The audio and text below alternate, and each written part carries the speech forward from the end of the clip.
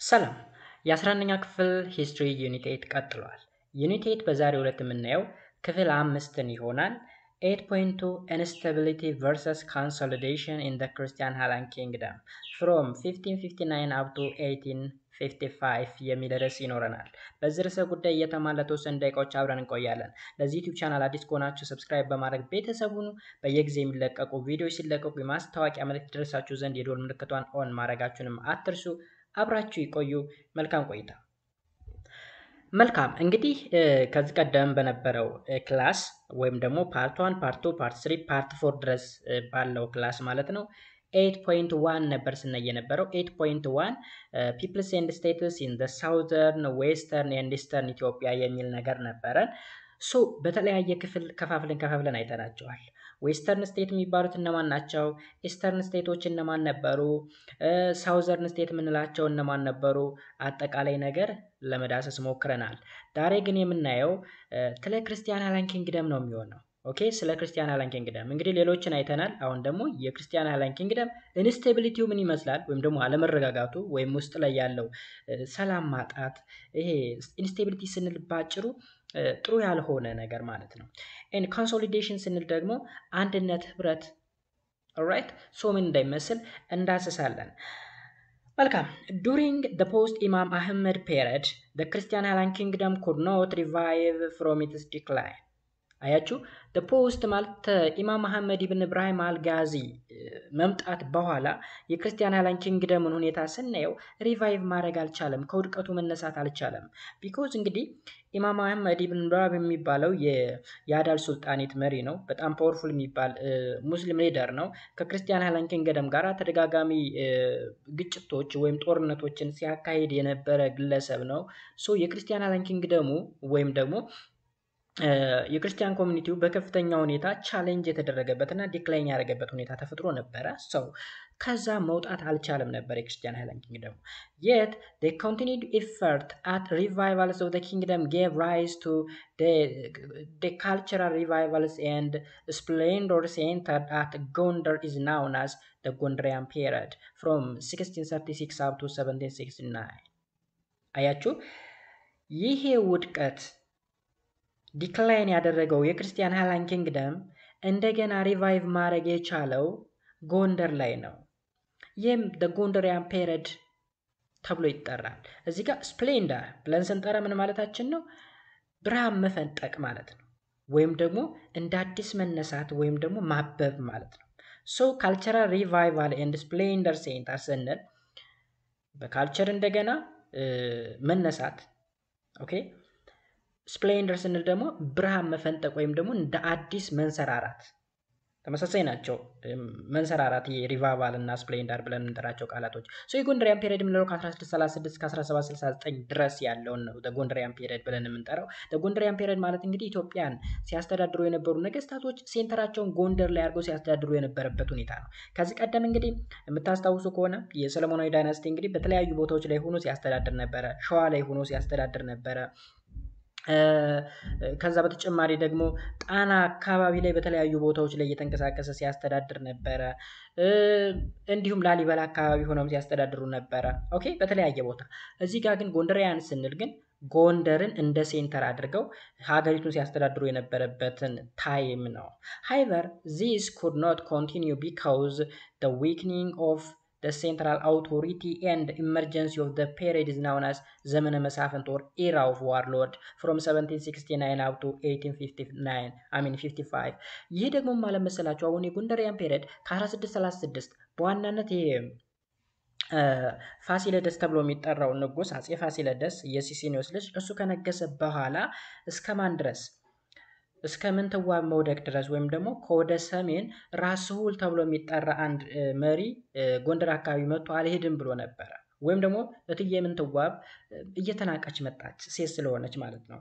ሶ የሚያግዟትን አካላቶች ትፈልግ ነበረ። ሜቢ ሂስትሪው ሞር ዲቴሉ ከስር ስላለ ማለት ነው። ራስ ስሁል የሚባል አካል ጎንደር ላይ መጥቶ ነገሮችን ሊያረጋጋ መጥቶ እዛው እሱም ተመችቶት አልሄድም አለ። ከዛ በኋላ ብጥብጥ፣ የእርስ በርስ መከፋፈል ምናምን ሁሉም በየራሱ በየሰፈሩ መግዛት ማስተዳደር ጀመረ። ዳት ኢዝ ኮልድ ዘመነ መሳፍንት። የመሳፍንቶች ዘመን ማለት ነው። መሳፍንት የሆነ በሙሉ በየሰፈሩ ማስተዳደር ይችላል ማለት ነው። ወይም ደግሞ the era of warlord ኦኬ። ስለዚህ በጎጥ የጎበዝ አለቃ የሚያስተዳድርበት ሴንትራል ገቨርንመንቱ ላይ እኮ አለ የተወከለ፣ ግን እሱ ኖሚናል ነው ወይም ደግሞ ሲምቦሊካሊ ቁጭ ያለ አካል ነው። ስለዚህ ዘመነ መሳፍንት የምንለው ከ1769 እስከ 1855 እስከ አጼ ቴዎድሮስ መምጫ ድረስ ያለውን ታይም ነው። attempts to the consolidation and a new political geography of the Christian Highland Kingdom የመጀመሪያው የምናየው እንግዲህ የክርስቲያን ሃይላንድ ኪንግደሙን ኮንሶሊዴት የማድረግ የማደራጀት የማሳደግ ወይም ደግሞ አንድነቱን የመፍጠር ወይም ትልቅ የማድረግ ሙከራ ማለት ነው። እዚህ ጋር አታምፕት ስንል ሙከራ ነው። ምን አይነት ሙከራ? ኮንሶሊዴት የማድረግ እንዲሁም ደግሞ ኒው ፖለቲካል ጂኦግራፊ የመፍጠር የት ላይ? ክርስቲያን ሃይላንድ ኪንግደሙ ላይ ማለት ነው። The Christian Highland Kingdom shifted its political center from the Shan Highlands to the Lake Tana environ during the reign of King Minas, ruled from 1559 up to 63. Still, the period was characterized by the political instability in the kingdom. ተመልከቱ፣ የክርስቲያን ሃይላንድ ኪንግደም እንግዲህ ከቦታ ቦታ እየተቀያየረ ነበር ሲያስተዳድር የነበረው። መጀመሪያ ላይ የሸዋ ከፍተኛ ቦታዎች ላይ ሆኖ ሲያስተዳድር ነበረ። ከዛ ወደ ሌክ ጣና ወይም ደግሞ ወደ ጣና ሐይቅ አካባቢ ሲንቀሳቀስ ነበረ። በምን ጊዜ? በኪንግ ሚናስ ጊዜ ማለት ነው። ወይም ደግሞ በሚናስ በአጼ ሚናስ ዘመነ መንግስት ማለት ነው። ስፔሻሊ በዚህ በአራቱ ዘመናት ከ1559 እስከ 63 ከቦታ ቦታ የሚንቀሳቀሱበት ምክንያት እንግዲህ የተለያዩ ቻሌንጆች፣ ፈተናዎች ምናምን ስለነበሩባቸው ምናምን ነው። ለምሳሌ የሙስሊሙ ሱልጣኔት ሱልጣኔት ሶፍ አዳል በኢማም መሐመድ ኢብን ኢብራሂም ወይም ደግሞ በግራኝ መሐመድ ይመራ የነበረው ከፍተኛ የሆነ ቻሌንጅ ወይም ደግሞ ኢንስቴብል እንዲሆን ወይም እንዳይረጋጋ ሲያደርግ የነበረ ነው። በዛ ምክንያት ቋሚ ቦታ አልነበራቸው። ኦኬ ሙቬብል የሆነ ወይም ደግሞ ሞባይል ሴንተር ነበር የነበራቸው ማለት ነው። ስለዚህ still the period was characterized political instability in the kingdom። ጣናም ለምሳሌ ከሸዋ ፕላቶ ወይም ደግሞ ሃይላንድ ቦታዎች ላይ ተነስቶ ወደ ጣና አካባቢ ቢጓዝም ፖለቲካል ኢንስቴቢሊቲ ነበረ ኪንግደሙ ላይ። several factors accounted for the interplay between the instability and attempt at consolidation in the kingdom throughout the second half of the 16th century and early decades of the 17th century። እንግዲህ የተለያዩ ፋክተሮች ነበሩ። ለምኑ ካል ለዚህ ለክርስቲያን ሃይላንድ ኪንግደሙ አለመረጋጋት እና ኮንሶሊዴት ለማድረግ የተደረገው ሙከራ አለመሳካቱ ስፔሻሊ በሰከንድ ሃፍ ኦፍ 16 ሴንቸሪ እና እስከ 17ኛው መቶ ክፍለ ዘመን መጀመሪያ አካባቢ ድረስ ባለው ጊዜ ማለት ነው። ስለዚህ የክርስቲያን ሃይላንድ ኪንግደሙን ለማጠናከር ወይም ኮንሶሊዴት ለማድረግ የተሞከረው ሙከራ አለመሳካቱ ወይም ደግሞ ኢንስቴብል የሆነባቸው የተለያዩ ምክንያቶች ነበሩ። To begin with, the Oromo continued their expansion and occupy much of the area south of the Abai River during the period. አንደኛው እና ዋነኛው እንግዲህ የኦሮሞ ፖፑሌሽን ሙቭመንት ነው ወይም ደግሞ የኦሮሞ ህዝብ መስፋፋት እና እንቅስቃሴ በ16ኛው መቶ ክፍለ ዘመን የነበረ ኢቨንት ነው። ይህ ደግሞ የሴንትራል ገቨርንመንቱም ወይም ደግሞ የክርስቲያን ሃይላንድ ኪንግደሙ በከፍተኛ ሁኔታ ቻሌንጅ ሲያደርገው የነበረ ነገር ነው። Consequently, the Christian Highland Kingdom was forced to shift its capital, its political center or capital, from the Shan Highland first to the መንግስተ ሰማያት in East Gojam and then to the Dembia near Lake Tana during the reign of Ace Minas or King Minas ruled from 1559 up to 63. Okay, ስለዚህ ከሸዋ ፕላቶ ወይም ከሸዋ ከፍተኛ ቦታዎች ተነስቶ ወደ መንግስተ ሰማያት ተብሎ ወደሚጠራ ኢስት ጎጃም ወይም ምስራቅ ጎጃም አካባቢ ያለ ቦታ ነው። ከዛ በኋላ ደግሞ ወደ ደንበያ ሌክ ጣና አካባቢ ማለት ነው ወደዛም። ስለዚህ ከቦታ ቦታ የሚንቀሳቀስ ሞባይል የሆነ ሴንተር ወይም ፖለቲካል ሴንተር ነበራቸው ማለት ነው። የሆነበት ምክንያት እንግዲህ እንደነገርኳችሁ የተለያዩ ቻሌንጆች ስለነበሩ ስፔሻሊ የኦሮሞ ህዝብ እንቅስቃሴ እና ኤክስፓንሽን ትልቁን ድርሻ ይወስዳል ብሎ ያስቀምጥልናል ማለት ነው። እዚህ ጋር ኖቲስ ቦርድ ይኖረናል። ኤንቢ ሲ ዩኒት 7 for the detail about the Oromo population movements and attempt to the rulers of the Christian Highland Kingdoms to check their further northward advances። ይህን እንግዲህ ሰባተኛው ዩኒት ላይ መለስ ብላችሁ ማየት ትችላላችሁ። ቢኮዝ ሰባተኛው ዩኒት ላይ we have discussed about the Oromo population movement and expansion፣ ስለ ኤክስፓንሽን ናቸውና ስለ ሞመንታቸው ፌዞች፣ ለምሳሌ ፈርስት ፌዝ፣ ሰከንድ ፌዝ ምን አይነት አደጋ መጥተው እንደነበረ፣ የክርስቲያን ሃይላንድ ኪንግደሙ እንዴት ቻሌንጅ ሲያደርጉት እንደነበረ፣ ወደ ኋላ ሪትሪት ሲያደርግ ሲያፈገፍግ የነበረበት ሁኔታ ምናምን ነገር ሰባተኛው ዩኒት ላይ ስላለ መለስ ብላችሁ ማየት ትችላላችሁ ነው የሚለን ማስታወሻችን። Secondly, the Ottoman Turkish or Turks occupied the port of Mizwa in 1557 and established several posts along the Red Sea coast. እንግዲህ የመጀመሪያው የኦሮሞ ፖፕሌሽን ሙቭመንት እና ኤክስፓንሽን ነው ብለናል። ሁለተኛው ለክርስቲያን አይላንድ ኪንግደም ኢንስቴቢሊቲ እና ኮንሶሊዴሽን ድክመት የሆነው ምንድነው ይለናል? ኦቶማን ቱርኮች ወይም ቱርኮች ናቸው። ቱርኮች እንግዲህ የምጽዋን ወደብ በ1557 ይዘውት ነበረ። ኦኬ፣ ስለዚህ በእነሱ ቁጥጥር ውስጥ ሆኗል። They started to advance into the interior and occupy the Debrawa, which was the political centers of Red Sea coast region. ደብረዋ ተብሎ የሚጠራው እንግዲህ ደባርዋ ተብሎ የሚጠራው የሬድ ሲ ካስት ሪጅን ወይም ደግሞ የቀይ ባህር የባህር ዳርቻ አካባቢ ላይ ያለውን ሪጅን ወይም ቦታ እንደ ፖለቲካል ሴንተር ሆና የምታገለግል ደባርዋ ተብላ የምትጠራዋ ቦታ ነች። ስለዚህ ወደ እሷ እየገቡ ነበረ ምኖች ቱርኮች ምጽዋን ኦልሬዲ ተቆጣጥረዋል።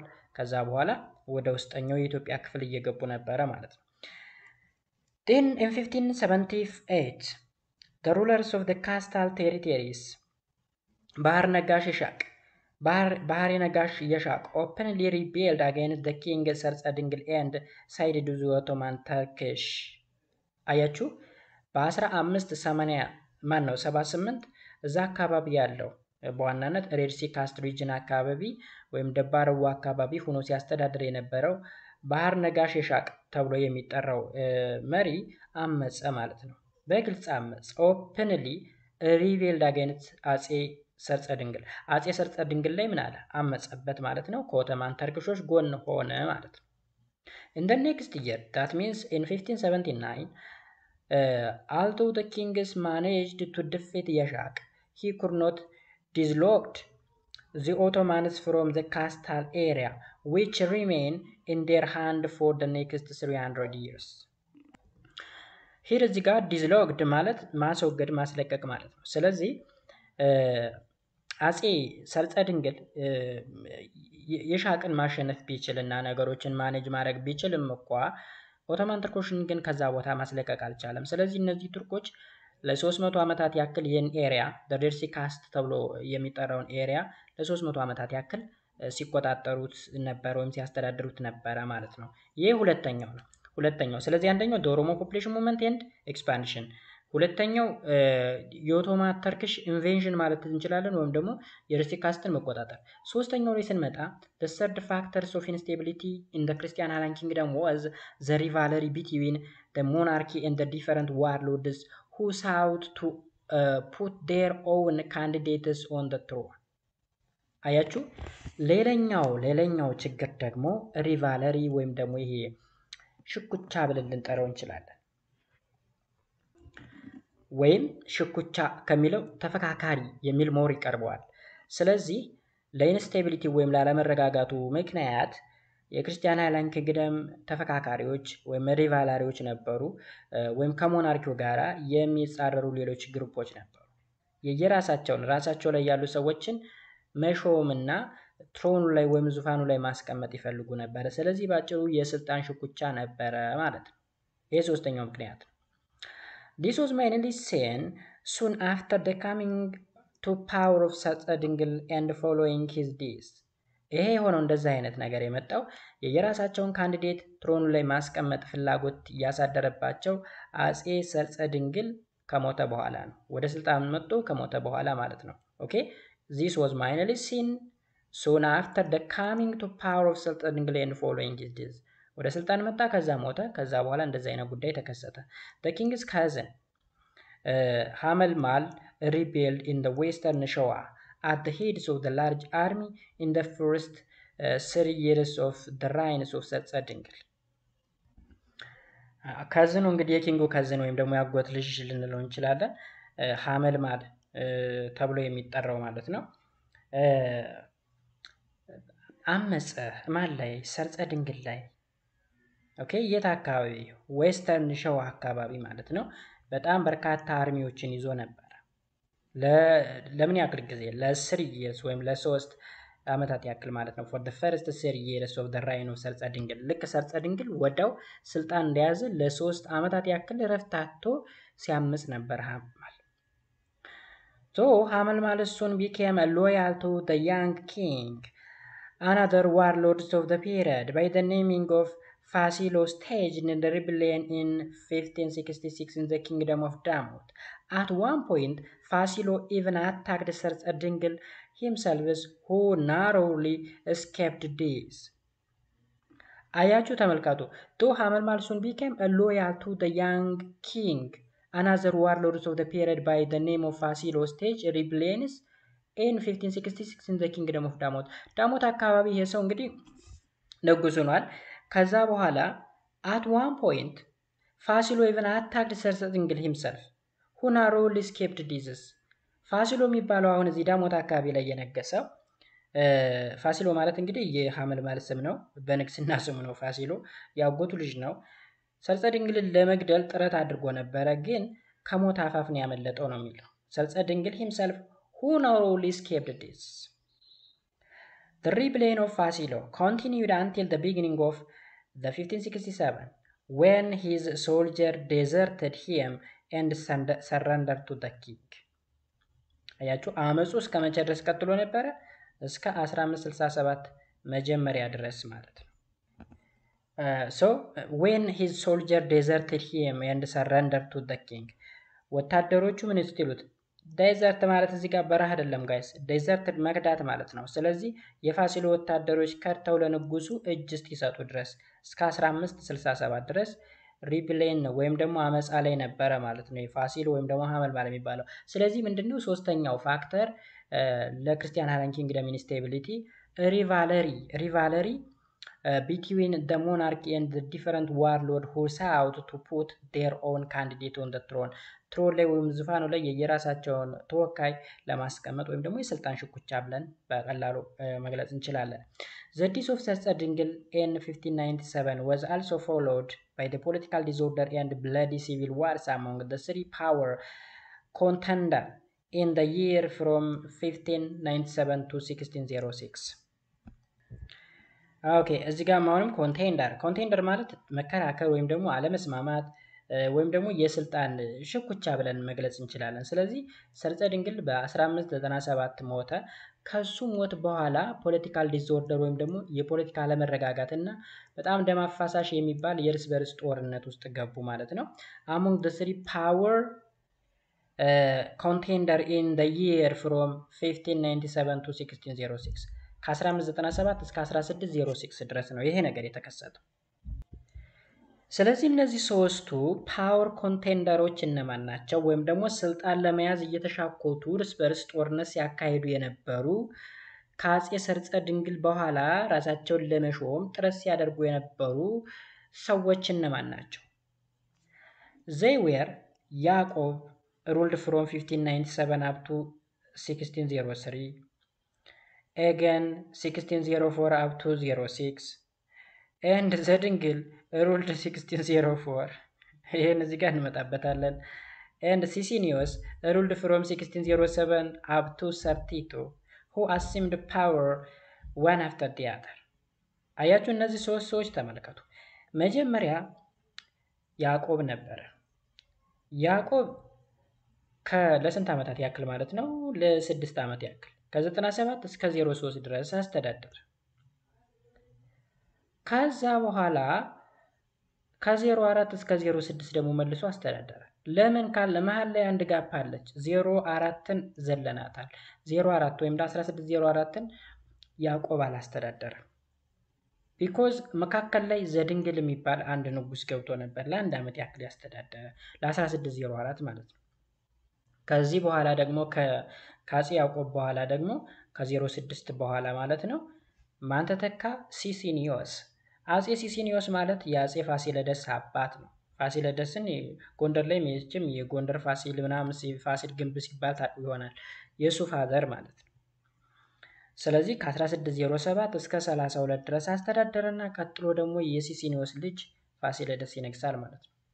who assumed power one after the other ማለት ከአንደኛው አንዱ እየቀጠለ ግን እርስ በርሳቸው በጣም ከባድ የሚባል ፖለቲካል ዲስኦርደር ውስጥ ነበሩ ወይም ደግሞ ሪቫለሪ ነበሩ አንዱ ማለት ነው። in 1607 Sicinius assisted by the Oromo contingent assumed power. ኮንቲንጀንት ማለት እንግዲህ ድጋፍ ማለት ነው። ስለዚህ በኦሮሞዎች ድጋፍ እና አሲስታንስ ሲሲኒዮስ ወደ ፓወር አሲዩም ተደረገ ወይም ደግሞ ፓወር ወይም ስልጣን የያዘ ማለት ነው። ማን? አጼ ሲሲኒዮስ። ከማን በኋላ? ከያዕቆብ በኋላ። ዘድንግል ያዕቆብ ላይ ነው ያለው። መጀመሪያም ያዕቆብ ነበር፣ ከዛ ዘድንግል መልሶ ያዕቆብ ነው የሆነው። The Oromo supported him because he spent several years with them. የረዱበት ወይም ሳፖርት ያደረጉበት ምክንያት ምንድን ነው? ሲሲኒዮስ ከኦሮሞዎች ጋር ነበረ ለብዙ ጊዜ ያክል። Though the succession problem was solved with this coming to power, the introduction of the Catholicism brought about another period of instability in the Christian Highland Kingdom caused by the religious controversy between the clergy of the Orthodox Tewahedo Church and the Jesuit missionary. ስለዚህ አጼ ሲሲኒዮስ ስልጣን ከያዘ በኋላ ፖለቲካው ተረጋጋ። ግን በኋላ ደግሞ ካቶሊዝም ወደ ኢትዮጵያ መጣ። የካቶሊክ ፌዝ ወይም የካቶሊክ እምነት ወደ ኢትዮጵያ ሲመጣ መልሶ የክርስቲያን ሃይላንድ ኪንግደሙ ኢንስቴቢሊቲ ገጠመው ወይም አለመረጋጋት። የሆነበት ምክንያት ምንድን ነው ካል የሪሊጂየስ ኮንትሮቨርሲ ወይም መጻረር አለመስማማት ነው። ካቶሊኮች የራሳቸው የሚያስተምሩበት ወይ አለ፣ ወይራስ ደግሞ ኦርቶዶክሶች የራሳቸው አስተምሮ አላቸው። ስለዚህ በካቶሊክ ሚሽነሪዎች እና ወይም ባጭሩ ጀስዊት ሚሽነሪ ብለን የምንጠራቸውና በኦርቶዶክስ ተዋሕዶ ቸርች ክለርጂ ወይም ደግሞ ቀሳውስቶች መካከል ከባድ የሚባል ፍጥጫ ገጠመ ማለት ነው። በዚህ ምክንያት በጣም ብዙ የሚባል ሲቪል ዋር ተካሂዶ ምናምን ነው ችግሩ የተፈታው እንጂ ካቶሊክ ኦፊሻል ሪሊጅን ሁላ ሆኖ ነበረ። ብሔራዊ ሃይማኖት ሁሉ ተደርገው ነበረ በሲሲኒዮስ ዘመን ማለት ነው። ከዛ ሲሲኒዮስ ነገሩን ማብረድ ስላልቻለ ስልጣን ለልጁ ለአፄ ፋሲለደስ እንደሰጠው ይነገራል። ስለዚህ በርካታ ሪዝኖችን አቀረብን አይደለ? ፎር ዘ ኢንስቴቢሊቲ ኤንድ ኮንሶሊዴት ለማድረግ ያልተሳካባቸውን የተለያዩ ምክንያቶች አቅርበናል። ዲስፓይት ዘ ኢንስቴቢሊቲ ኦፍ ዘ ፔሪድ ሜንሽንድ አባብ ክርስቲያን ሃይላንድ ኪንግደም try to consolidate itself from its base in ደንቢያ around ሌክ ጣና። እንግዲህ ምንም እኮ ኢንስቴቢሊቲ ቢኖርም ወይም የፖለቲካ ለመረጋጋት ምናምን ቢኖርም የክርስቲያን ሃይላንድ ኪንግደሙ እንግዲህ ራሱን ለማጠናከር ኮንሶሊዴት ለማድረግ ቤዙን ደንቢያ ሌክ ጣና ወይም ጣና ሐይቅ አካባቢ የሚገኘው ደንቢያ ማለት ነው፣ ጎንደር ነው።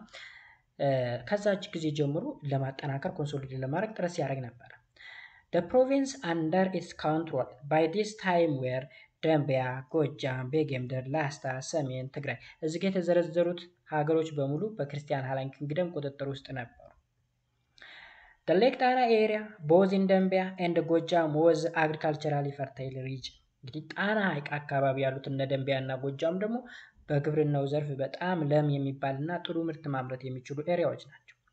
The region was important for the state to collect tributary and settle troops as a local governor። አያችሁ፣ ይሄ እንግዲህ በጣም ለም የሆነና ብዙ ስራ የሚሰራበት ስፔሻሊ በግብርና አሪፍ የሆነ ኤሪያ ስለሆነ ትሪቢዩትን ኮሌክት ለማድረግ ወይም ደግሞ ግብር ለመሰብሰብ እና ትሩፖችን እዛ አካባቢ ላይ ለማስቀመጥ፣ ትሩፕ ማለት ወታደሮችን ማለት ነው፣ እዛ አካባቢ ለማስቀመጥ ምቹ ነበር። ፋርደር ትሬድ ሪቫይቭድ ኢን ዘ ኪንግደም። ከዛ በኋላ ንግድም እንደገና እየተንሰራራ መጣ ማለት ነው፣ ወይም ሪቫይቭድ እያደረገ መጣ። አርባን ሴንተር ፍሎሪሽድ አሎንግ ዘ ትሬድ ሩትስ ኤንድ አራውንድ ዘ ፓሌስ። የተለያዩ ከተማ ሴንተሮች ወይም ማዕከላትን እያበቡ እያደጉ መጡ፣ በዋናነት በንግድ መስመሮች እና በፓሌስ ወይም ደግሞ በቤተ መንግስቱ አካባቢ ማለት ነው። ስለዚህ ቤተ መንግስቱ፣ የንግድ መስመሮች ምናምን ከተሜነትን እየተግባቡ እየተላመዱ እያደጉ መምጣት ጀመሩ ማለት ነው።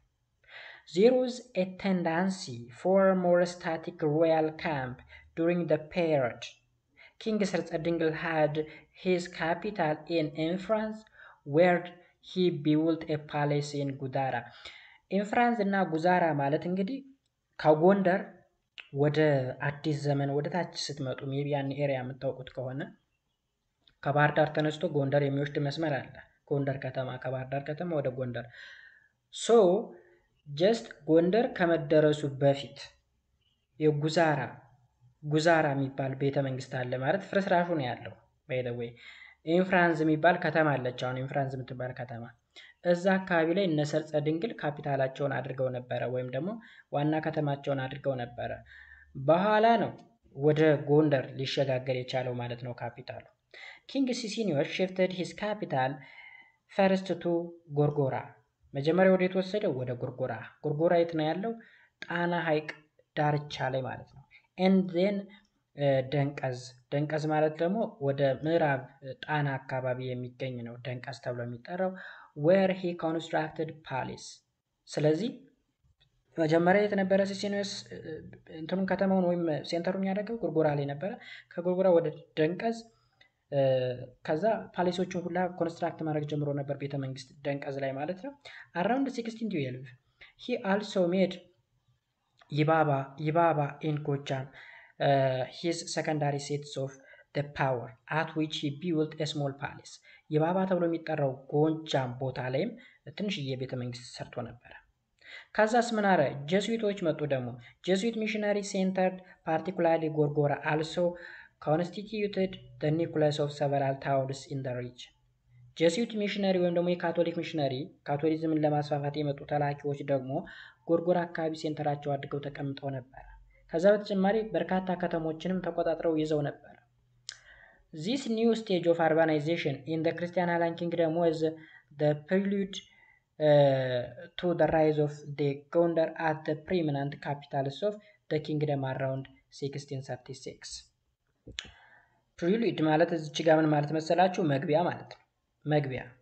ስለዚህ ፕሪሉድ የምን መግቢያ? እዚህ የተለያዩ የአርባናይዜሽን ወይም ደግሞ የከተማ መስራታዎችን አይተናል አይደል? ጀስዊቶች ጎርጎራ አካባቢ ነበሩ።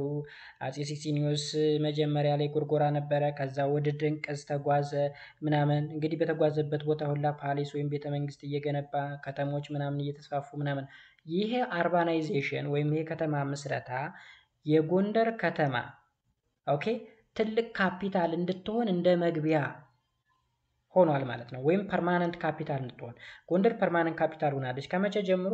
ከ1636 ከማን መምጣት በኋላ? ከልጁ ከሲሲኒዮስ ልጅ ከአጼ ፋሲል በኋላ ማለት ነው። ከዛ እዚህ ጋር ኢምፖዚሽን ኦፍ ካቶሊዝም። እንግዲህ ኢምፖዚሽን ማስቸገር ነው ወይም ተግባር ልንለው እንችላለን። የካቶሊዝሞች ተግባር ወይም የካቶሊክ ስራቸው ምንድን ነበር? ምንድነው ሲያደርጉ የነበሩት ካቶሊዝሞች ወይም ደግሞ የካቶሊክ ሚሽነሪዎች ወይም ደግሞ የጀስዊት የሚባሉት አላማቸው ምንድነው ሲያደርጉ የነበሩት? After the end of the supremacy of the Adal over much of the Ethiopian region in 1543, Portugal and the Pope of Rome wanted to convert the Ethiopian king and his people to the Catholicism.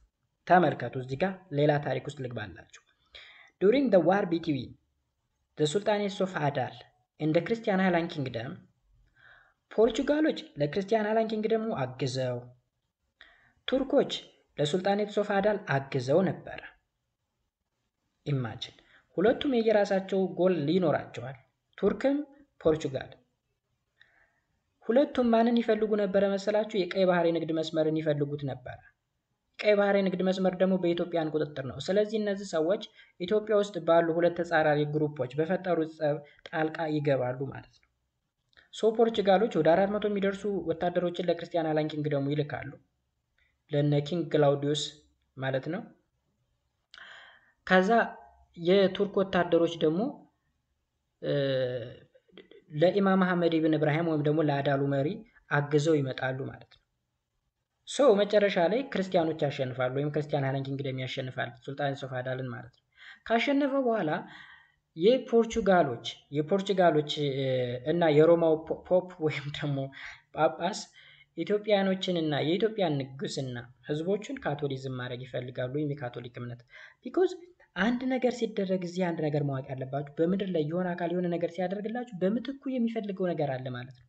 በተለይ በፖለቲካው ውስጥ ስትሄዱ ደግሞ በነፃ የሚባል ነገር የለም። ስለዚህ ፖርቹጋሎች ኢትዮጵያን አግዘው በሱልጣኔት ኦፍ አዳል ተቃራኒ የቆሙት ኢትዮጵያን የካቶሊክ እምነት እንድትቀበል ለማድረግ ነበር ዋና ዓላማቸው። ሁለተኛው ዓላማ ደግሞ የቀይ ባህር የንግድ መስመርን መቆጣጠር ነበረባቸው።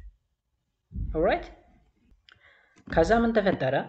ፖርቹጋል allegedly claimed that in return for the military assistance King Liebner Dingel have promised in his 1535 later to the King Portugal's to give a third of his kingdom, a third of his kingdom, and to be converted together with his peoples to Catholicism. ተመልከቱ ፖርቹጋል አሌጅድሊ ማለት በግልጽ ማለት ነው ፍላጎታቸውን አሳውቀዋል። In turn for the military assistance, King ልብነ ድንግል was promised in his 1535 letter to the King of Portugal to give a third of his kingdom and to be converted together with his people to Catholicism. ነገሩ የተበላሸው እዚህ ጋር ፖርቹጋሎች በግልጽ እንግዲህ ወታደራዊ እገዛ ስናደርግላችሁ ምን ታደርጋላችሁ ወደ ካቶሊዝም ትቀየራላችሁ የሚል ፍላጎት ነበራቸው። ስለዚህ ኪንግ ልብነ ድንግል ወይም አጼ ልብነ ድንግል በ1535 ለፖርቹጋሉ ንጉስ በጻፈው ደብዳቤ እኔና ህዝቦችን ካቶሊክ የማድረግ ስራ እንደሚሰራ ወይም ደግሞ እኔና ህዝቦችን ካቶሊዝም እንቀበላለን ብሎ ቃል ገብቶ ነበር ማለት ነው። ምን ተደረገለት ነው ግን ወታደራዊ እገዛ ከተደረገለት ማለት ነው። ኦኬ ሶ ግላውዲዮስ እና ልብነ ድንግል እንግዲህ አባትና ልጅ ናቸው። በእነዚህ በሁለቱ የስልጣን ዘመን ነው ሱልጣኔት ሶፊ ኢፋማን ነው አዳል በከፍተኛ ሁኔታ ቻሌንጅ ሲያደርጋቸው የነበረና የፖርቹጋልን እገዛ ሲፈልጉ የነበረ survivors of the Portuguese troops stayed in the country. In the meanwhile, Jesuit missionary came to Ethiopia as a father, patriarch, and a bishop, their ultimate goal being to convert the people to Catholicism. ሰርቫይቨል ማለት በህይወት የቆዩ የፖርቹጋል ወታደሮች ያ ማለት በክርስቲያን አላን ኪንግደም እና በሱልጣን ሱፋዳል መካከል በሚደረገው ጦርነት ሲያግዙ የነበሩ የፖርቹጋል ወታደሮች ያልሞቱት የተረፉት ወይም ሰርቫይቨር ብለን የምንጠራቸው እነዚህ ወታደሮች አገሪቱ ላይ ቆዩ የኢትዮጵያ ውስጥ። ከዛ በኋላ ምኖች መጡ ጀሱዊት ሚሽናሪዎች ወይም ደግሞ የሃይማኖት ተላላኪዎች መጡ ማለት ነው። ወደ ኢትዮጵያ ምን ሆኖ ነው የመጡ? አት ፋዘር ልክ እንደ አባት እንደ ፓትሪያርክ እንደ ጳጳስ ሆኖ መጡ ማለት ነው። አልቲሜት ጎላቸው ወይም ደግሞ ፍላጎታቸው ምንድነው? የኢትዮጵያን ህዝብ የካቶሊዝም እምነት እንዲከተሉ ማድረግ ነው። The Jesuits were members of the Society of Jesus, founded in Spain in 1540 by Saint Lugnatus of the Loyola as a part of the Counter-Reformation movement. እዩዚጋ ጀስዊት ብለን የምንጠራቸው ወይም ጀስዊት ሚሽናሪ ብለን የምንጠራቸው ሶሳይቲ ኦፍ ጀሰስ ሜምበር ናቸው። ሶሳይቲ ኦፍ ጀሰስ መቼ ነው የተመሰረተው? ስፔን ውስጥ በ1540 ነው የተመሰረተው። በማን? በሴንት ሉግናተስ ማለት ነው። ሴንት ሉግናተስ ወይም ደግሞ ቅዱስ ሉግናተስ ተብሎ የሚጠራው ሰው ማንን መስርቷል? ሶሳይቲ ኦፍ ጀሰስ የተመሰረተበት ዋነኛ ምክንያት ደግሞ የካውንተር ሪፎርሜሽን ሙቭመንትን ተከትሎ ነው። ካውንተር ሪፎርሜሽን ሙቭመንት ማለት አሁንም ወደ ሌላ ቶፒክ ልግባላችሁ። ካውንተር ሪፎርሜሽን ማለት ስለ ሪፎርሜሽን እና ሬኔሳንስ ስንማር ከዚህ ቀደም በነበረው ክላስ ማለት ነው ሪፎርሜሽን ሪሊጂየስ ሙቭመንት ነው ወይም ሃይማኖታዊ እንቅስቃሴ ነው። የካቶሊዝም እንቅስቃሴ ትክክል አይደለም ብለው ወደ ፕሮቴስታንቲዝም የተጀመረበት እንቅስቃሴ ነው። ካውንተር ሪፎርሜሽን ማለት ሪፎርሜሽን ካውንተር ተቃራኒ ሆነ ማለት ነው። ወይም ደግሞ ካቶሊኮች ስማቸውን ለማደስ የጀመሩት እንቅስቃሴ ነው። ስማቸው በማን ጠፍቷል? በሪፎርሜሽኑ ወይም ደግሞ ከካቶሊክ እያመለጡ የወጡ የካቶሊዝምን እንቅስቃሴ በማይፈልጉ ሰዎች በእነ ማርቲን ሉተር አማካኝነት እና ሌሎች የፕሮቴስታንቲዝም አቀንቃኞች ካቶሊዝም በከፍተኛ ሁኔታ ስሙን አጥፍተውታል። ሶ የዛን ስም ለማደስ የተደረገ እንቅስቃሴ ካውንተር ሪፎርሜሽን ሙቭመንት ተብሎ ይጠራል። ሶሳይቲ ኦፍ ጀሰስ ደግሞ የካውንተር ሪፎርሜሽን ሙቭመንት አንዱ ፓርት ነው። ስለዚህ ጀሱዊቶች ደግሞ የሶሳይቲ ኦፍ ጀሰስ ሜምበር ናቸው። ቀጥታ ወደ ኢትዮጵያ የመጡትም ካቶሊዝምን ለማስፋፋት ነው። ኢትዮጵያ ውስጥ ብቻ አይደለም፣ በተለያዩ የአፍሪካ ክፍል ይህ ካውንተር ሪፎርሜሽኑ በጣም በከፍተኛ ሁኔታ ነው ሲስፋፋ የነበረው። ቢኮዝ ኦልሬዲ አንዴ ስማቸው ጠፍቷል። ስማቸው ማሳደስ አለባቸው። በየሀገሩ እየዞሩ ብዙ ሰዎችን ወደ ካቶሊዝም መቀየር ይፈልጋል። On having understood the arrangement made in Europe for his conversion, King Claudius wrote a letter of objection to the Portugal governors of India. እዚህ ጋር ስናወራ የነበረው ስለ ግላውዲዮስ አይደለም፣ ስለ ልብነ ድንግል ነው አይደለ? ኪንግ ልብነ ድንግል ምን ብሏል? ደብዳቤ ጽፏል። በ1535 ደብዳቤ ጽፏል ለማን? ለፖርቹጋሉ ንጉስ። ምን ብሎ? ህዝቦችንና እኔን ወደ ካቶሊዝም እምነት እንቀየራለን እኔና ህዝቦች ብሎ ማለት ነው። ከዛ ቀጥሎ የሚመጣው ታሪክ ደግሞ የግላውዲዮስ ይሆናል ማለት ነው። ግላውዲዮስ ስለዚህ on having understood the arrangement made in Europe for his conversion, King Claudius wrote a letter of objection to the Portuguese governor of India. ስለዚህ በደንብ እንረዳ ይሄን ነገር እዚህ ጋር ጋይስ። ግላውዲዮስ እና ልብነ ድንግልን መጀመሪያ ለዩ። ልብነ ድንግል አባት ነው፣ ግላውዲዮስ ደግሞ ልጅ ነው። ግላውዲዮስ ከ1540 እስከ 59 ድረስ የነገሰ ነው። ከሱ በፊት እንግዲህ ልብነ ድንግል ነበረ። ልብነ ድንግል በ1535 ለፖርቹጋሎች ደብዳቤ ጽፎ ነበረ፣ የእርዳታ ማለት ነው። ከረዱት ህዝቦቹንም ራሱንም ወደ ካቶሊክ እንደሚቀየር። ከዛ በኋላ እዚህ ጋር ሰርቫይቫል የፖርቹጋል ወታደሮች ኢትዮጵያ ውስጥ እንደቆዩ ሰርቫይቨሮች የሚባሉት ማለት ነው። ከዛ በኋላ ደግሞ ወዲያውኑ ጄሱዊቶች በፋደር ስም በፓትሪያርክም በቢሾፕ ወይም ደግሞ በጳጳስ ስም ወደ ኢትዮጵያ እየመጡ ህዝቡን ካቶሊክ እንዲቀበል አተምብት ሲያደርጉ እንደነበረ አየን። ከዛ on having understood the arrangement made in Europe for his conversion, King Claudius wrote a letter of objection to the Portugal governors in India. በአጭሩ እንግዲህ ንጉስ ግላውዲዮስ አውሮፓያኖች እሱን ለመቀየር ያደረጉትን ሙከራ ወይም ያደረጉትን ነገር ካየ በኋላ የእምቢተኝነት ደብዳቤ ለፖርቹጋል ገቨርነር ለኢንዲያው ተወካይ ማለት ነው ደብዳቤ ሊልክ ችሏል። ኦብጀክሽን ማለት ተቃውሞ ወይም ደግሞ ያለ መቀበል ማለት ነው። ገቨርነሩስ ምን ምላሽ ሰጠ? አሁን ግላውዲዮስ ዩሮፒያኖች እሱን ለመቀየር ያደረጉትን ሁኔታ አንደርስታንድ ካረገ በኋላ የእምቢተኝነት ወይም አልፈልግም ባይነት ደብዳቤ ጽፏል። እሺ ብሎ ውል የተዋዋለው አባቱ ነው ልብነ ድንግል ማለት ነው። ግላውዲዮስ ግን አልፈልግም አለ። ደን ገቨርነሩ ምን ምላሽ ሰጠ? the governor on his part sent a young Catholic priestess by the name of Rodriguez to Claudius so as to pursue him. እንግዲህ የኢንዲያው ገቨርነር የፖርቹጋሉ ገቨርነር ኦፍ ኢንዲያ ወጣት የሆነ የካቶሊክ ቄስ ወይም ካህን የላከበት ማለት ነው። እሱም ማን ይባላል? ሮድሪጌዝ ተብሎ ይጠራል። ሮድሪጌዝ የተላከው ለምንድን ነው? ግላውዲዮስን ፐርሲውድ እንዲያደርግ ወይም እንዲያግባባ ነው። soon after his arrival the young Jesuit priest openly criticized the Orthodox Christian practice such as circumcision, food taboos, fasting, and observance of the Saturday as a heresies. ምን ማለት መሰላችሁ? ልክ ይሄ ወጣቱ ፕሪስት ከፖርቹጋል የመጣው ወጣቱ ፕሪስት ኢትዮጵያ ውስጥ እንደደረሰ ያደረገው ድርጊት ወይም የተገበረው ተግባር ምንድነው? ኦርቶዶክስን ክሪቲሳይዝ ማድረግ ወይም መተቸት ነው። ትችቶቹ ምንን ያካትታል? ኦርቶዶክስ ክርስቲያኖች የሚያካሂዷቸውን ለምሳሌ ግርዘት ወይም ደግሞ ሰርከምሴሽን።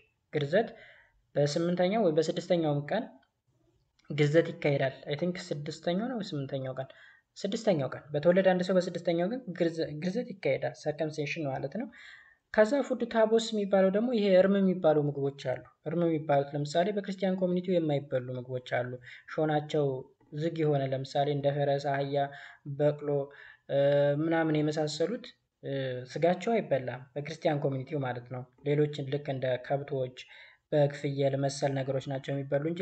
ስለዚህ ከዚህ ጋር በተገናኘ መተቸት፣ ግርዘትን በተመለከተ፣ ፋስቲንግ ጾምን በተመለከተ ለምሳሌ ጾም አላስፈላጊ እንደሆነ እንደሚታወቀው በኦርቶዶክስ ክርስቲያን ወይም በኦርቶዶክስ ተዋሕዶ ክርስቲያን አብዛኛው የዓመቱ ቀናቶች በጾም ነው የሚያልፉት።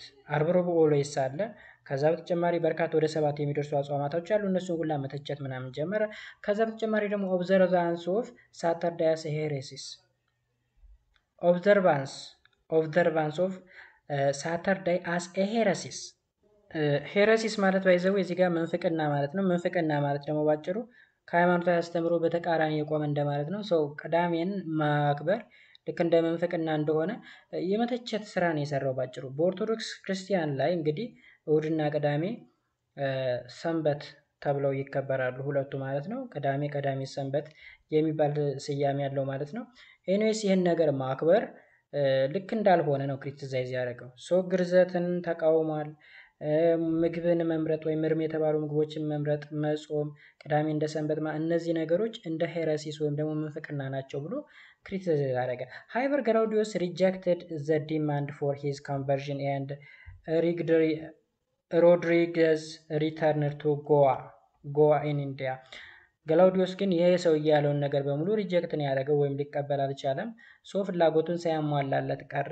ገላውዲዮስም ህዝቦቹም ወደ ካቶሊዝም ሊቀየሩ አልቻሉም። ይሄ ያንግ ፕሪስተም ሮድሪገዝ ተብሎ የሚጠራው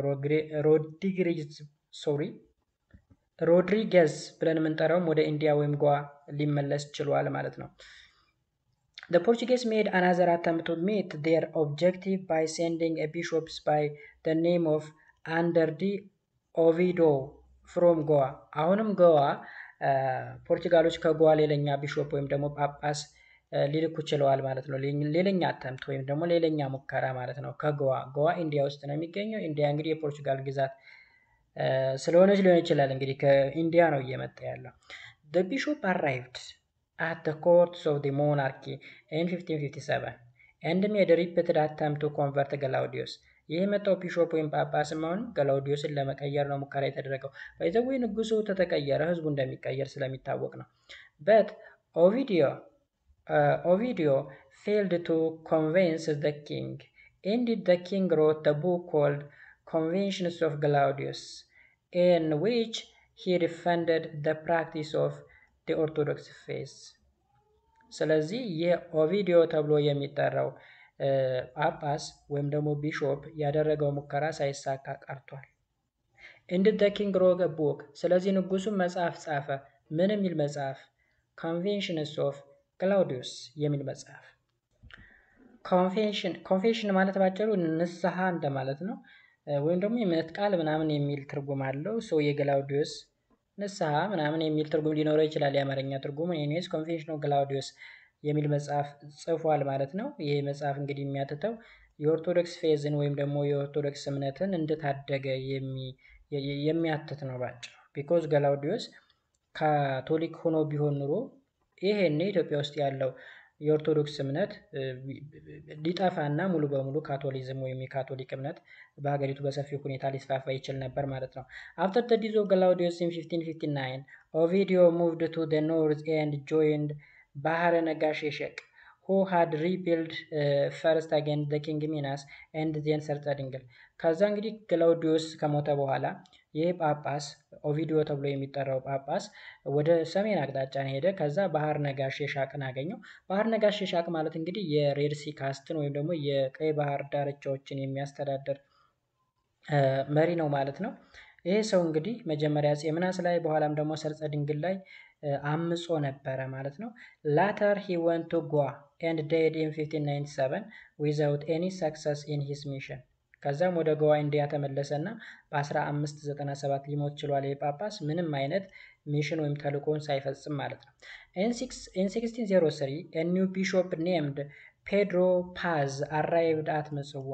አሁንም ደግሞ ሌላኛ ሙከራ በ1603 ሌላኛ ጳጳስ ተላከ። አሁንም ማንም ይባል ፔድሮ ፓዝ ተብሎ የሚጠራ ሌላ ጳጳስ ምጽዋ ላይ ደረሰ።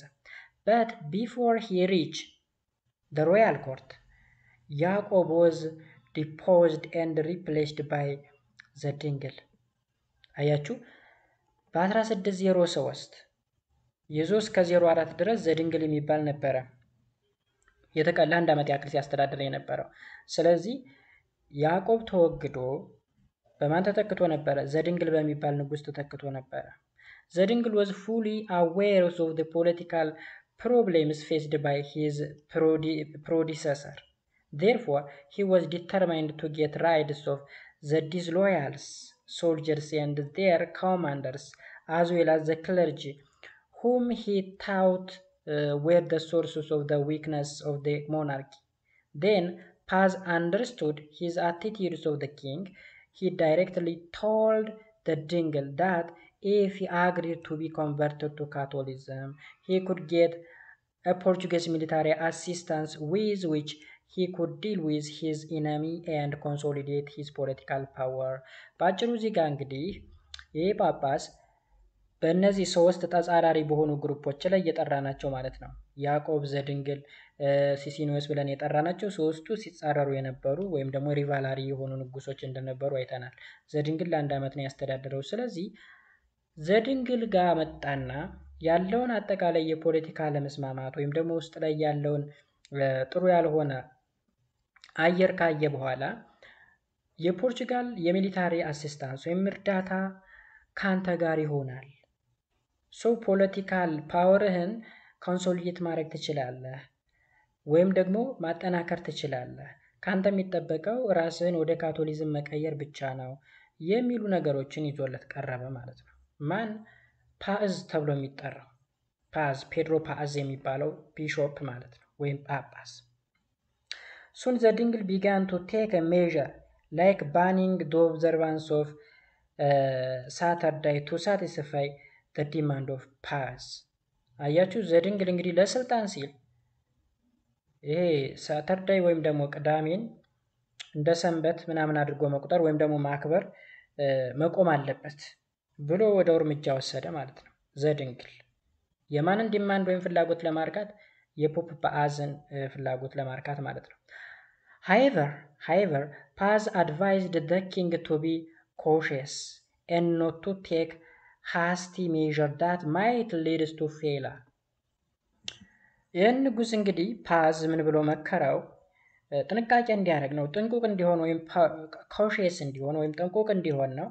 and not to take a hasty measure ችኮላ ማለት ነው። hasty ወይም ደግሞ በጣም ፈጣን የሆነ የችኮል እርምጃ እንዳትወስድ። ቢኮዝ እንደዚህ የምታረግ ከሆነ ፌል ሊያደርግ ይችላል ወይም ደግሞ አላማችን ላይሳካ ይችላል። ሰው ተጠንቀቅ፣ አትፍጠን፣ አትቸኩል አለው። however the case ዘድንግል had already been suspected by being secretly converted and consequently he faced a strong opposition from the Orthodox churches which accused him of being converted to Catholicism። ከዛ ግን ይሄ ዘድንግል የተባለው ሰው ተጠረጠረ፣ ሰስፔክት ተደረገ። ሰክሬትሊ ከነዚህ ሰዎች ጋር እንደሚግባባና እምነቱን እንደቀየረ ካቶሊክ እንደሆነ ታወቀበት ማለት ነው። ከዛም በኦርቶዶክስ ቸርች አማኞች ከባድ የሚባል ስትሮንግ ኦፖዚሽን ደረሰበት ማለት ነው። ከዛ አኪዩዝ ተደረገ ማለት ነው። ኦኬ፣ ኮንቨርት መደረጉ ተደረሰበት ባጭሩ። in the civil war that followed the ድንግል was killed in 1604። ስለዚህ ዘድንግል የተባለው ንጉስ ወደው ተገደለ። ለምን? ካቶሊዝምን ስለተቀበለ። በሰክሬት የተቀበለ እምነቱን አምኖበት አይደለም፣ የሚሊታሪ አሲስታንስ ወይም እርዳታ ስለሚያስፈልገው ነው። ባይ ዘ ወይ ፖለቲካ ውስጥ ያሉ ሰዎች ስለ ሃይማኖታቸው ብዙ ችግር የለባቸውም። ኦኬ፣ ወንበራቸው ላይ ለረጅም ጊዜ መቆየት ከቻሉ የፈለገውን ነገር ሊያደርጉ ይችላሉ። ልጃቸውን ሊሰጡ ይችላሉ። ኤቭሪቲንግ መስዋዕትነት ሊያቀርቡ ይችላሉ ማለት ነው። ስለዚህ በነበረው የሲቪል ዋር ወይም ደግሞ የእርስ በርስ ጦርነት በ1604 ሊሞት ችሏል ማለት ነው። የዘድንግል የሚባለው ንጉስ ለ1 ዓመት ብቻ እንዳስተዳደረ። in the same year ያዕቆብ was restored to power and Paz continued the same deal with him but ያዕቆብ was killed in 1607። አሁንም እንግዲህ ያዕቆብ መጀመሪያ ተወግዶ ነው ዘድንግል የገባው። መልሶ ያዕቆብ ስልጣን ያዘ። ከያዘ በኋላ ይሄ ፓዝ የሚባለው ጳጳስ አሁንም ስራውን ቀጠለና ከያዕቆብ ጋር ዲል አደረገ ወይም ከሱ ጋር ተስማማ።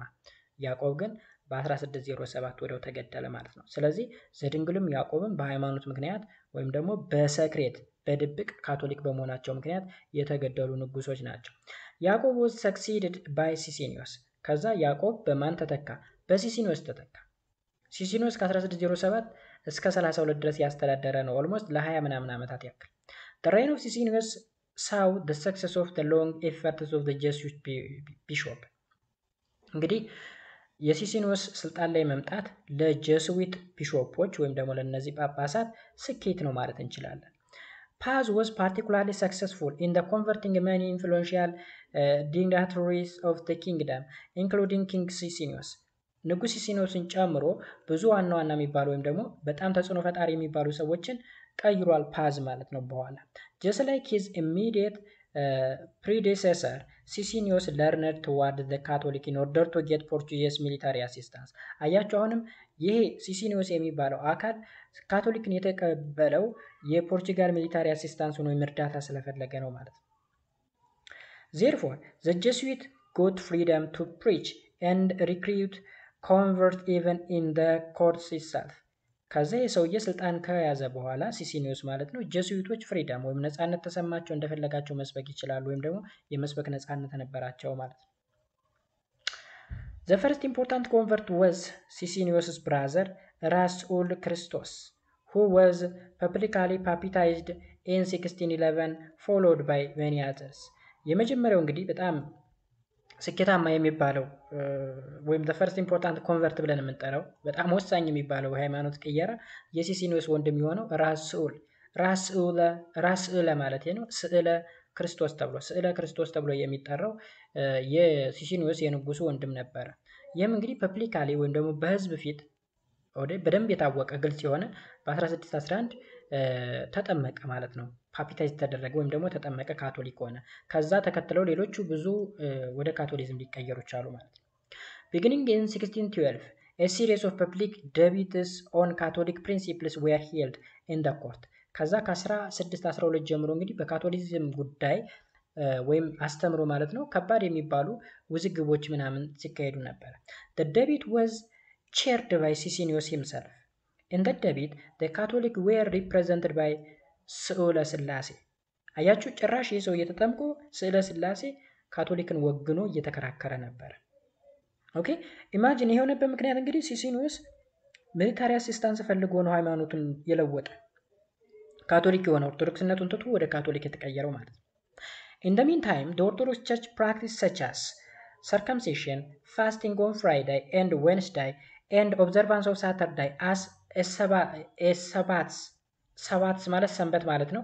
They were commandment as a heresies።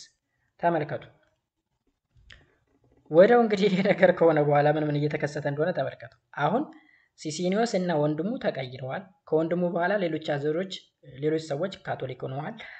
ስለ ክርስቶስ ጭራሽ መቀየሩ ሳያንስ የካቶሊክ ሪፕሬዘንታቲቭ ሆኖ ወይም ተወካይ ሆኖ ኦርቶዶክሶችን እየተከራከረ ነው ያለው። ደም ፋይናሊ ምን ሊሆን ቻለ መሰላችሁ?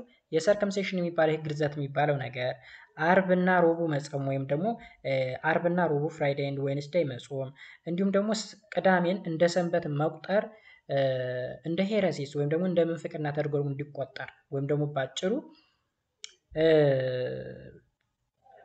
እንዲወገዝ ማለት ነው። ኮማንድመንቱ ግዘት ነው ወይም ይሄ ነገር አላስፈላጊ እንደሆነ።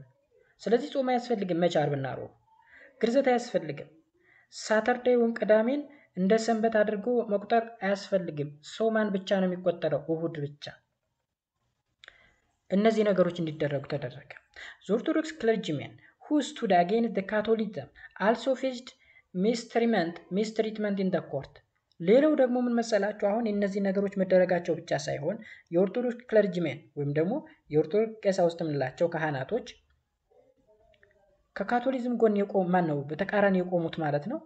ሚስትሪትመንት ወይም ደግሞ እነዚህ ማመናጨቅ ወይም ደግሞ በትክክል ትሪት ያለ ማድረግ ነገር እየገጠማቸው መጣ። ወይም ደግሞ ምንድነው የሚባለው? ይህን እምነት የማትቀበሉ ከሆነ ይህን ስርዓት የማትከተሉ የማትቀየሩ ከሆነ እንዲናረጋቸዋለን ምናምን አይነት this is called mistreatment ወይም አለማክበር ማለት ነው። ክብር ማሳጣት ማለት ነው። All these measures brought about the rebellions of the peasants held by the clergy and nobility። ከዛ በኋላ አመጽ ሊነሳ ነው በፔዛንቶች ወይ በገበሬዎች በዋናነት በቄሶች የሚመራና በኖቢሊቲዎች። እንግዲህ ሃይማኖት በዛ ሰዓት በጣም መሰረታዊ ነገር ነው። ኦኬ የፈለገ ንጉስ ወታደር ቢታጠቅ ወይም ደግሞ መሳሪያ ቢታጠቅ ፒፕሉ በሃይማኖቱ ከመጡበት አይገዛም፣ እሺ ብሎ አይገዛም። ላመነበት ነው የሚገዛው። ባይዘው በዛ ዘመን ሰለሞናዊ ነው ከተባለ ንጉሱ ያ ማለት እንግዲህ ሰለሞናዊ ማለት ሃይማኖታዊ የሆነ ሊንኬጅ ያለው ከሆነ ይቀበላል። ኢቭን ንጉሱ ሰለሞናዊ ካልሆነ ራሱ አይቀበልም እንኳን ሃይማኖት ላይ መጣውበት ማለት ነው። ስለዚህ ፔዛንቱ አመፀ ወይም ሪፕሌን አደረገ። In 1622, Sicinius himself was officially converted to Catholicism and made Catholicism the official state religion. መጀመሪያ ቀድሞ የተጠመቀው ማን ነበረ? ወንድሙ ነው። The first important convert of Sicinius brother ስዕለ ክርስቶስ ነበረ። ከዛስ እነዚህ ዚገ ሜጀሮች ተወሰዱ እርምጃዎች circumcision, fasting on Friday and Wednesday, advance the observance of Saturday as the Sabbath ወይም ሰንበት ማለት ነው። they were commanded as heresies ሄረሲስ ምንፍቅና ማለት ነው ብያቸዋለሁ። ኮማንድመንት ደግሞ ይሄ ውግዘት ምናምን ማለት ነው።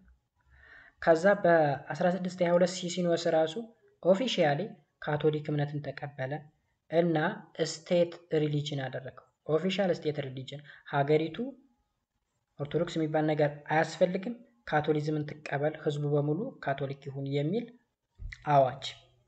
ከዛም እንዲከተል ነው ኤፊው መንዝስ ላተር ፓዝ ዴድ። ከዛ ይሄን ሁላ የሚያመጣው ሰውዬ ጳጳሱ ፓዝ ተብሎ የሚጠራው ሰው ሞተ ከተወሰኑ ወራት በኋላ። ኢንጁን 1625 አልፈንሶ ሜንዴዝ አራይቭ ቱ ኢትዮጵያ። የሰውዬ ሲሞት አሁንም ሌላ ሰው ተተካ ማለት ነው። ውስጥ እየገቡ የሚያበጣብጧቸውን ተመልከቱ። እንግዲህ በ1625 አልፎንሶ ማንዴዝ ተብሎ የሚጠራ ወደ ኢትዮጵያ ደረሰ። The first peasant rebellion against Socinius and Catholicism broke out in 1670 and from 1626 to 1632 Socinius fought many battles. የመጀመሪያው አመጽ የተነሳው በ1617 ነው። በሲሲኒዮስ እና በካቶሊዝም ላይ የተነሳው አመጽ ማለት ነው። ፔዛንቶች ወይም ደግሞ ገበሬዎች። ከዛ ከ1626 እስከ 1632 ድረስ በተለያዩ ባትሎች ወይም የጦር ሜዳዎች ላይ ሲሲኒዮስ ሲፋለም ሲዋጋ ነበረ። ከማን ጋር ነው የሚዋጋው? ከውጭ ጠላት ጋር አይደለም፣ ከህዝቡ ጋር ነው። ቢኮዝ ህዝቡ ሌላ እምነት አንቀበልም፣ አታስፈልግም አንተ ከሃዲ ነህ በሚል ማለት ነው። This was mainly because the hasty impositions of the new religion on the peasant። አያችሁ፣ ይህ የሆነበት ምክንያት hasty imposition ነው፣ ወይም ደግሞ በፍጥነት በችኮላ የተተገበረ ነገር መሆኑ ነው እንጂ ተረጋግጦ ቀስ ተብሎ ቢሆን ኖሮ፣ ለምሳሌ ንጉሱ መጀመሪያ ካቶሊክ ሆነ አይደለ? ከዛ ቤተሰቦችን ቀስ አድርጎ ያደርጋል። ከዛ አመት 2 አመት ምናምን እየቆየ ቀስ እያደረገ እያግባባ ምናምን ቢል ኑሮ ካቶሊዝም ሊስፋፋ ይችል ነበረ። ግን ሃስቲ ኢምፖዚሽን ማለት በፍጥነት እየተደረገ ነው። ፔዛንቱን በግድ ና ካቶሊክ ተቀበል፣ ኦፊሻል ሪሊጅን ሆኗል ተቀበል ሲባል ማመጽ ጀመረ ማለት ድንገታዊ የሆነ ነገር ስለሆነ። Beside many of the long establishment Ethiopian Christian practice was banned። አያችሁ፣ beside many of the long established Ethiopian Christian practice was banned። ተመልከቱ። አሁን እንግዲህ ኢትዮጵያኖች የሚያውቁት በዛ ዘመን የነበሩ ኢትዮጵያኖች አርብና ሮቡን መጾም ነው። ፉድ ይሄ የምግብ እርም ያልነው ታቦስ ብለን የጠራ ነው። ምግብ እገሌ ይበላል እገሌ አይበላም፣ በሃይማኖት ተፈቅዷል አልተፈቀደም የሚባል ነገር ተመርጦ ነው እንጂ ጀስት ዝም ብሎ ከመሬት ተነስቶ የውሻ ስጋ ወይ የአህያ ስጋ ወይም የምን ሊበላላ አይችልም አንድ ሰው። እሱን አድርግ ሲባል ቅዳሜ ሰንበት ነው ብሎ ቅዳሜን እያከበረ ቅዳሜ አላስም አልቆፍርም ብሎ ቤቱ እየዋለ እና ቅዳሜ ትሰራለህ ትቆፍራለህ ሲባል አዲስ የሆነ እንግዳ የሆነ ነገር ነው። ስለዚህ እነዚህ ነገሮች እንዳታደርግ ተብሎ ባን ተደረገ በሙሉ ማለት ነው። አርብ ሮቡ እንዳጾም ኢማጂን እንግዲህ አርብ ሮብ ሲጾም የነበረ ሰው ድንገት አርብ ሮቡ አይጾምና ጧት ብላ ቢባል በጣም ከባድ ነው የሚሆንበት። ስለዚህ ሳይወድ በግዱ ወደ ሪቢሊየን ወደ አመጽ እንዲገባ ይገደዳል ገበሬው። For this reason, both the peasantry and the clergy joined the rebellion to defend their religion። ስለዚህ በዚህ ምክንያት ድንገት የሆነ ሃይማኖታዊ ክህደት ስለመጣባቸው ፔዛንተሪዎች ወይም ደግሞ እነዚህ ገበሬዎች ወይም ጭሰኛ የሚባሉትና ክለርጂዎች ወይም ደግሞ ካህናቶች ምኑን ተቀላቀሉ ይላል? ሪቢሊየኑን አመጹን ምን ለማድረግ? to defend their religion ሃይማኖታቸውን ለመከላከል ወይም ደግሞ ለማዳን ማለት ነው። Eventually, Sicinius came to understand that he could not suppress the opposition easily። ስለዚህ ወዲያው ሲሲኒዮስ ምንድነው የተረዳው? ይህንን አመጽ መቋቋም እንደማይችል ወይም ደግሞ ህዝቡን ሰፕረስ መጨቆን እንደማይችል ወይም ደግሞ ከዚህ ሪቢሊየን መዳን እንደማይችል ወይም ከአመጻ እንደማያስቀራቸው ተረዳ ወዲያው። In the meantime, the Portuguese soldiers and fair arms which he had hoped to obtain from Portugal failed to arrive። ወዲያው ግን ምን ተረዳ መሰላችሁ? አሁንም ይሄው ሲሲኒዮስ ከፖርቹጋል ይላክልሃል የተባለው ወታደርና የጦር ሰራዊት ወይም ደግሞ የጦር መሳሪያና የጦር ሰራዊቱን እንግዲህ ሶልጀር ናቸው። የጦር መሳሪያ ደግሞ ወይም ጠመንጃ ፌር አርምስ ነው። ተስፋ አድርጎት የነበረው ከፖርቹጋል ይመጣልኛል ብሎ ያሰበው ፌል አደረገ፣ ሳይመጣ ቀረ። ሃይማኖት የቀየረበት ብዙ ሰዎችን ካቶሊክ እንዲቀበሉ ያደረገበት ተስፋ ያደረገበት ወታደሮችና ፌር አርም ወይም የጦር መሳሪያ ቀረ፣ ፌል አደረገ። Therefore, he realized that he had simply incurred the enmity of his people and clergy in vain. He understood that in an attempt to build a strong and peaceful government using Catholicism, he was leading the country to a bloody civil war. ካቶሊዝምን ተቀብሎ ሰላማዊ በሆነ ስትሮንግ እና ፒስፉል የሆነ ገቨርንመንትን እገነባለሁ ብሎ ያሰበው ነገር ሳይሳካ ቀረ። ወዴት ሊድ አደረገ ይለናል? ሀገሪቷን ወደ ብለዲ ሲቪል ዋር ወይም ደግሞ ደም አፋሳሽ የእርስ በርስ ጦርነት ውስጥ እንድትገባ አደረጋት ማለት ነው። ሶ አፍተር ሂዝ ላስት ባትል ዳት ቶክስ ፕሌስ ኢን 1632 ሂ ዲሳይድ ቱ አባንዶን ካቶሊዝም። ከዛም ብዙ ባትሎች የጦር ሜዳዎች ላይ ሲዋጋ ከቆየ በኋላ የመጨረሻው ባትል ላይ በ1632 ካቶሊዝም እንዲቆም አደረገ። ካቶሊዝም የሚባል ሃይማኖት የለም አለ። ይገባቸዋል ብዬ አስባለሁ። ካቶሊዝምን የተቀበለበት ሃይማኖትን አምኖት አልነበረም።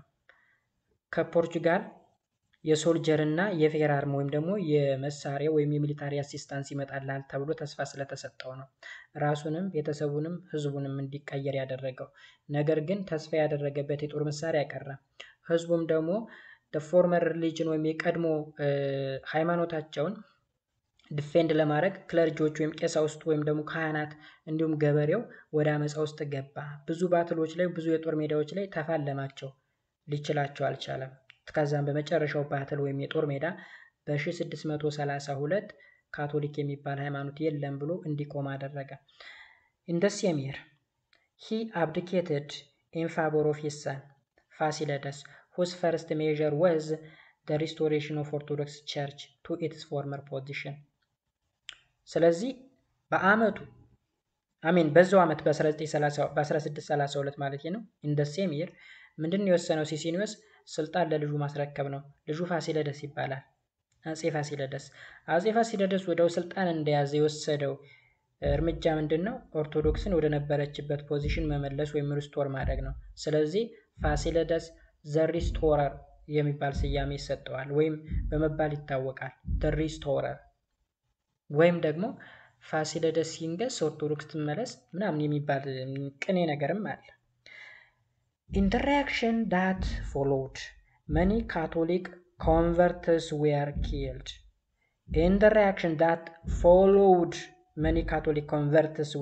እንዲህ ወደ ካቶሊዝም የተቀየሩ ሰዎችን ብዙዎች ተገድለዋል። ወይም ለመቀየር ሙከራ የሚያደርጉ ሰዎች እንዲገደሉ ተደረገ ማለት ነው። The first victim was ራስ ስዕለ ክርስቶስ who was publicly hanged። ራስ ስዕለ ክርስቶስ እንግዲህ አጎቱ ነው፣ የፋሲለደስ አጎት ወይም ደግሞ የሲሲኒዮስ ወንድም አይደለ? ራስ ስዕለ ክርስቶስ ቅድም the brother of ሲሲኒዮስ ብለናል። ስለ ክርስቶስ ለመጀመሪያ ጊዜ ካቶሊክን የተቀበለ። ስለዚህ እሱ ነበር የመጀመሪያው ተጠቂ ወይም ቪክቲም። ፐብሊካሊ ነው ሃንግ የተደረገው ወይም ደግሞ እንዲሰቀል የተደረገው ማለት ነው። ስለዚህ ብዙዎች ወደ ካቶሊክ እምነት የሚቀየሩ ወይም ደግሞ ወደ ካቶሊክ ሃይማኖት ለመቀየር ሙከራ የሚያደርጉ ሰዎች እንዲገደሉ ነው የተደረገው ማለት ነው። ከዛም in 1632 ፋሲለደስ also order the expulsions of the Jesuit missionary from the country እንዲባረሩ ተደረጉ። ይህ ጄሱዊት ገለመን የሚባል ነገር ከሀገር እንዲወጣ ተደረገ። እሱ ብቻ አይደለም፣ ሜቢ ከስር ካለ እናየዋለን። ክሎዝ ዶር ፖሊሲ የሚባል ወይም ዝግ ፖሊሲ የሚባል ኦልሞስት ለ200 ዓመት ያክል የቆየ ዝግ ፖሊሲ የሚባል ነገርም ይዞ መጣ። ማን? አጼ ፋሲለደስ። ዝግ ፖሊሲ ማለት ማንም ከኢትዮጵያ አይወጣም፣ ማንም ወደ ኢትዮጵያ አይገባም። ቢኮዝ ወደ ኢትዮጵያ የሚመጡ የሃይማኖት ሰዎች፣ ፖለቲከኞች፣ ወታደሮች ውስጥ ላይ ብዙ ችግር እየፈጠሩ ስለሆነ ማለት ነው። ኦልራይት ብለን ጨርስ ነው፣ ትንሽ ይቀረናል። ዘ ዶክትሪናል ኮንትሮቨርሲስ ሜንሽንድ አበብ ኢንዳንጀርድ ዲ ኦርቶዶክስ ቸርችስ ኢን ሰብስኩዌንት ሴንቸሪ። እንግዲህ ዶክትሪናል ኮንትሮቨርሲ ማለት የሃይማኖታዊ አስተምሮ መጻረር፣ የተጻራሪ ነገሮች የኦርቶዶክስ ቸርችን እንግዲህ አደጋ ውስጥ ጥሎት ነበረ ለተወሰኑ ሴንቸሪዎች ወይም መቶው ዓመታት ያክል። ዘ ሪሊጂየስ ኮንትሮቨርሲ አልሶ ሃድ ኤ ሎንግ ተርም ኮንሲኩዌንስ ኦን ዘ ፎሬን ሪሌሽንስ ኦፍ ዘ ክርስቲያን ሃይላንድ ኪንግደም። አያችሁ፣ አሁን ይሄ ሃይማኖታዊ መጻረሮች በጣም ብዙ ችግሮችን ነው ይዞ የመጣው። በተለይ ከፎሬን ሪሌሽን ጋራ በተገናኘ ክርስቲያን ሃይላንድ ኪንግደም ትልቅ ችግር ውስጥ ከቶት ነበረ። It was believed that the bloody civil war was caused by the interference of the external force። እንግዲህ ደም አፋሳሽ የእርስ በርስ ጦርነት የተካሄደው የውጭ ኃይሎች ጣልቃ ገብነት ነው። ስፔሻሊ እነዚህ ከፖርቹጋል የሚመጡ የሃይማኖት ሰዎች ወይም ደግሞ ጄሱዊት ሚሽነሪ ብለን የምንጠራቸው።